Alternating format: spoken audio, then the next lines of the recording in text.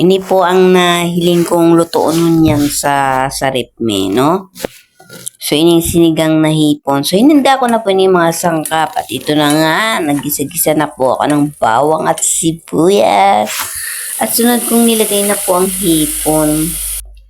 Nung mag-brown-brown na ito ang sibuyas at bawang. Ayun na po, ay ginisa-gisa ko na naluhalo hanggang sa ito'y maging mapula-pula-pula na.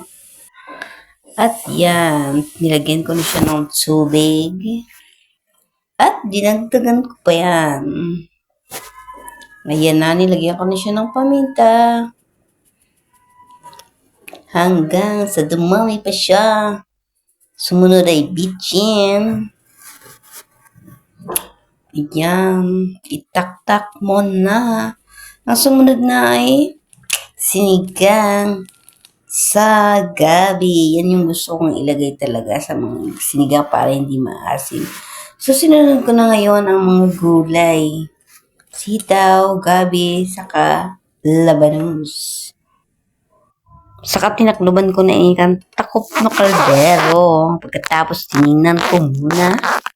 At nilagyan ko na siya ng sili kasi may nahiling akong sili. So, ayan na, nilagyan ko na siya ng dahon ng kangkong. At aking haluin ng konti. At maya-maya ay hauinin natin ito. Dahil mamaya-maya ng konti, darating na ang lalabs at kakain na siya. Let's go!